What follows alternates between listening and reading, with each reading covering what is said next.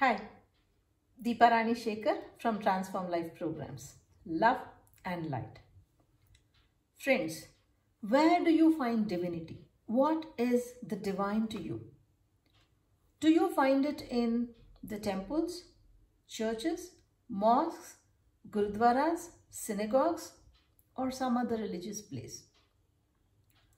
Do you find it in the religious texts like the Bhagavad Gita, Guru Granth Sahib, the Quran, the Bible? Where do you find it? Let me take you through a story. The story is something like this.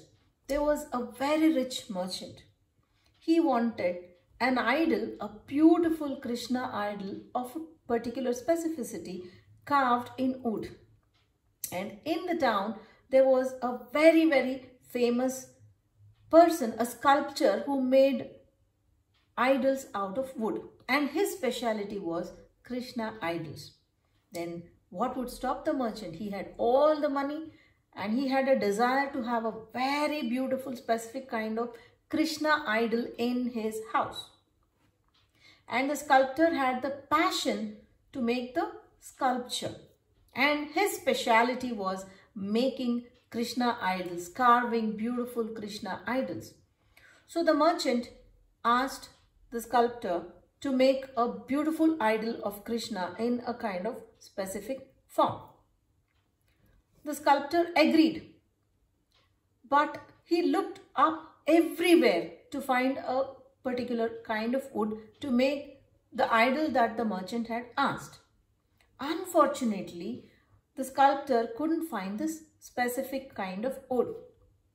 Dejected and disappointed, he wanted to let the merchant know he couldn't deliver the idol on time because he had not found the right kind of wood to carve the idol that he had promised to deliver. He reached the merchant's house and he wanted to tell him that. But the merchant was not at home.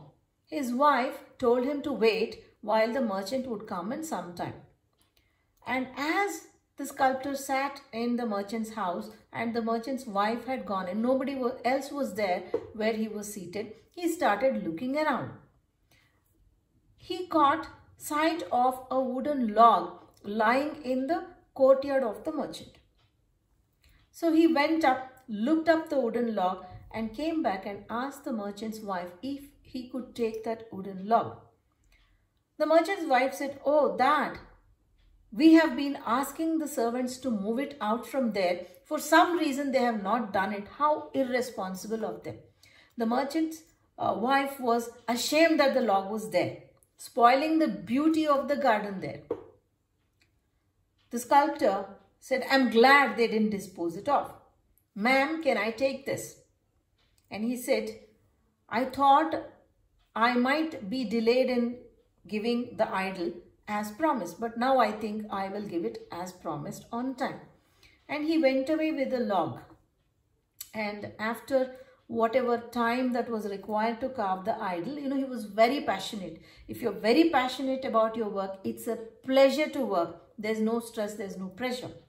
That's what happened with the sculptor. He brought the finished idol to the merchant. The merchant was dumbstruck. He was thrilled when he saw the idol.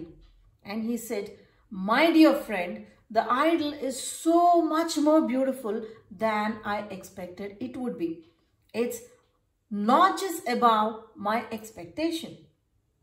Along with whatever money I had promised you for this idol, I am willing to give you a rich reward. And the wood is just perfect for the kind of idol I had asked."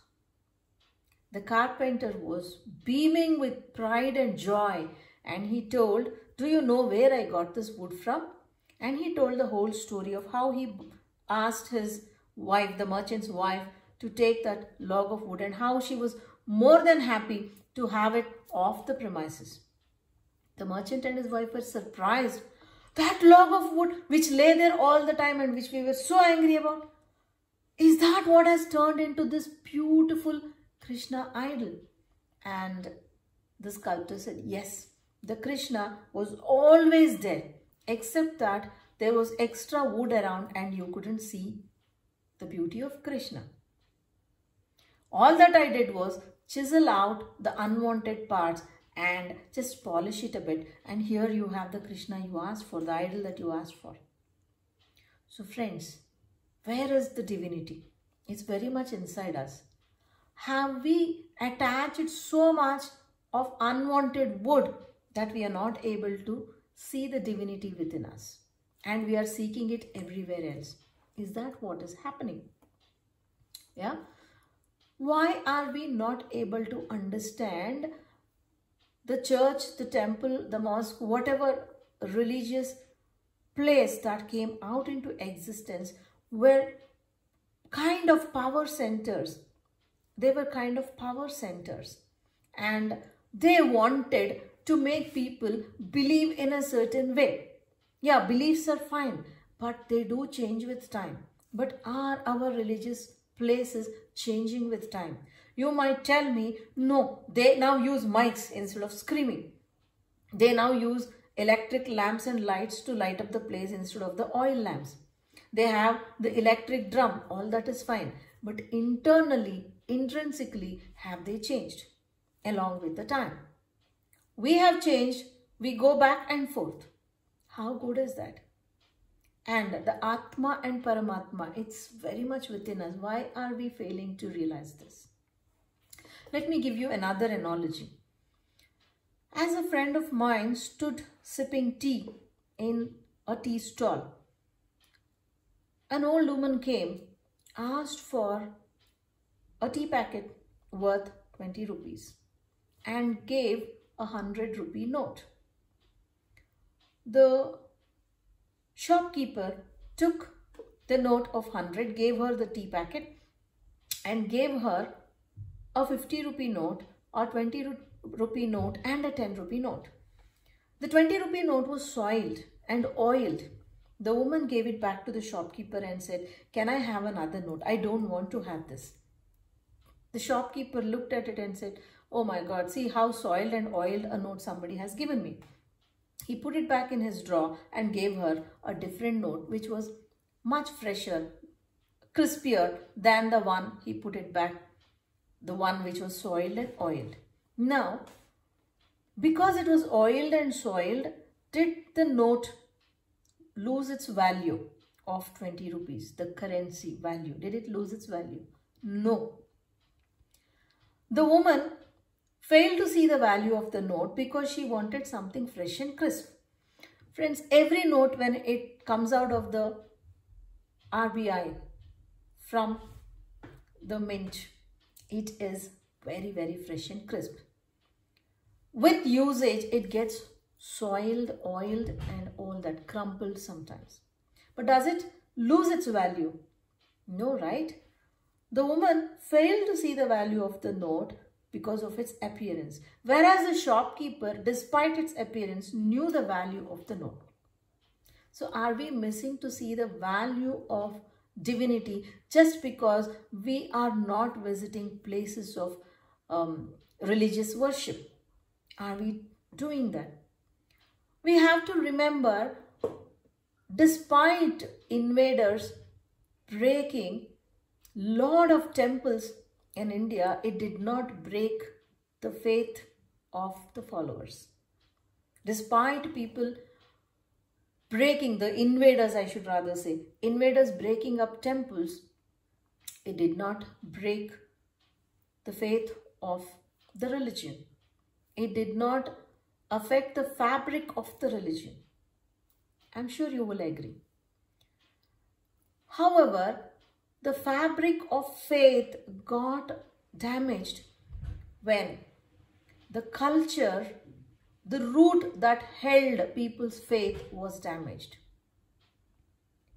You know, I'm sure you will remember a letter by my colleague where he says, the faith is held together by their language, by their beliefs, by all that they do, the prayers they do, the methodologies they use, by introducing English, by giving them something else, a job with a higher pay, If we can shake up their belief system, we can get to the social and religious fabric of this nation and weaken that. That is when we can rule. That's what happened. So divinity, my friends, is not outside. It is very much inside. So can we realize that? Can we refrain from rushing to temples and mosques with a mask on? God is very much here, isn't it? So why are we cribbing that we are not able to go to a temple or a mosque or a church? If you have it inside you, you will not miss it. Yes. Let's pray that the day where, as one huge chain of humanity, globally we hold hands and rejoice and not crib about something which might not be as significant if you're strong inside here. If you're strong inside, it won't matter to us. Thank you for joining me. Deepa Rani Shekar from Transform Life Programs. Love and light.